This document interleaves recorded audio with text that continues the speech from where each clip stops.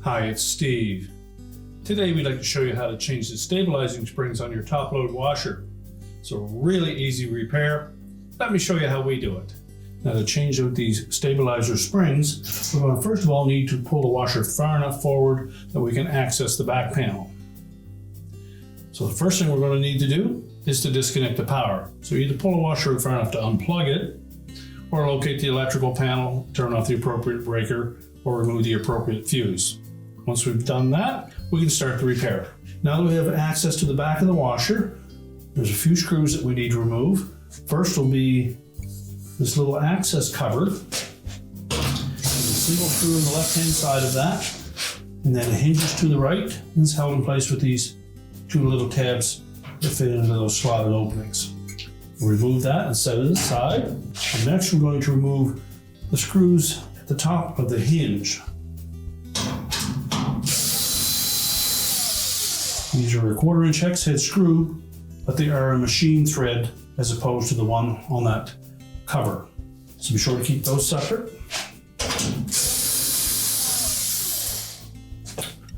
Now once we've removed those screws, we'll go to the front of the washer so that we can tilt up that main top. Now the next part of this procedure will be to grasp both sides of that main top and just pull it slightly forward, about a 1/4 inch.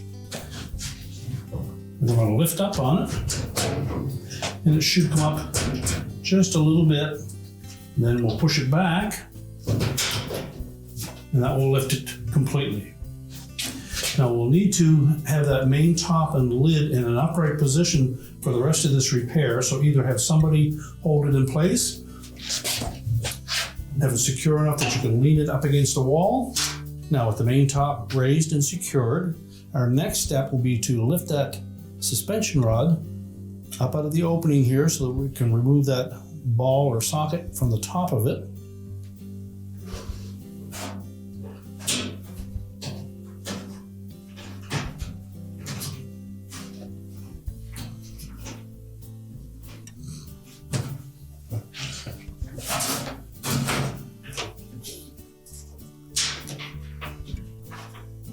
Just remove that ball. Allow that suspension rod to go down through the opening. You can just hook it across the rear support here temporarily. So now our next step is we're just going to lift that rod off of there, allow that to slide down through the opening on the bottom of the tub, and we'll remove the old spring.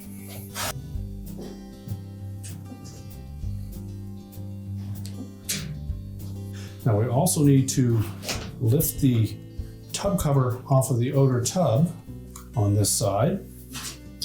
There are some tabs around the perimeter that we'll need to release.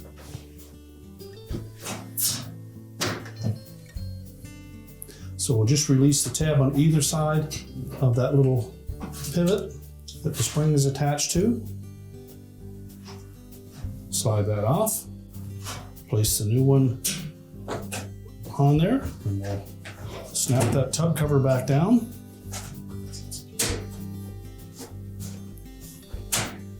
Make sure both of those tabs re-engage. And we'll just pull that spring enough to hook it over the suspension rod. And then we're going to feed that suspension rod back up through the opening and reconnect the little ball joint on the top. Now when installing that little ball or socket on the top of that suspension rod, you need to make sure that the bottom of it, with that little hook on it, wraps around the actual rod itself.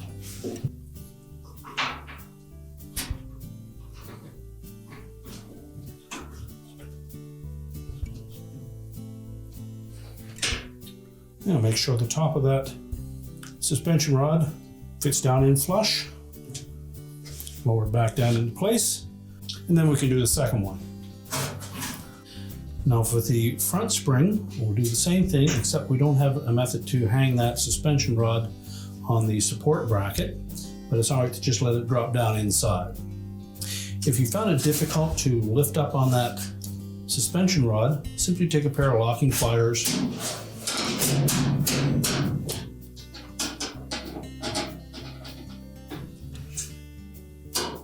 and lock that onto the rod anywhere where it's comfortable for you. Lift up. Again, we'll remove the socket from the top. We can lower that rod down through the opening. Lift the spring off of it. Now again, we're going to release the 2 tabs on either side of that point.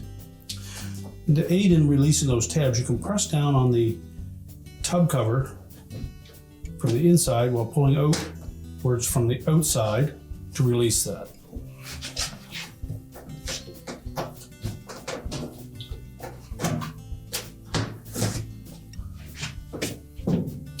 We just need to lift that up enough to slide that spring off.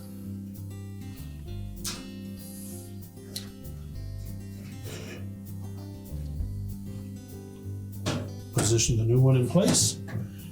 And remember to snap that tub cover back down.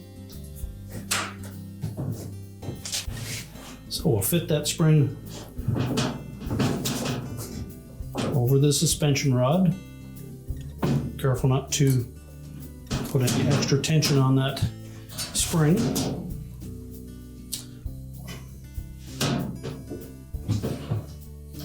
And we'll feed it up through the opening. Again, we need to make sure that we engage that socket properly.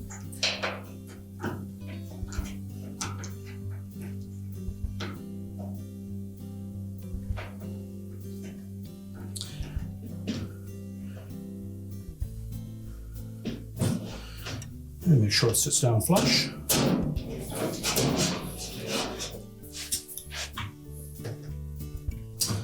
And now we can put the main top back down. So we'll remove our lanyard, and we're going to lay that top down. And what we need to do is to line up these slots on the bottom of the main top with these 2 hooks in that support bracket.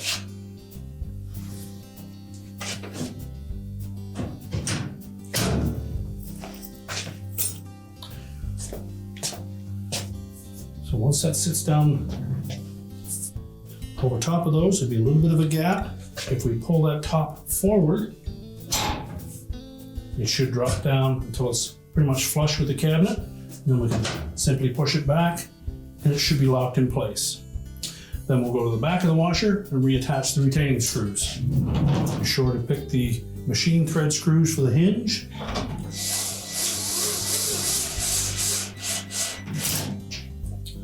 Tighten them securely. We'll then replace the access cover.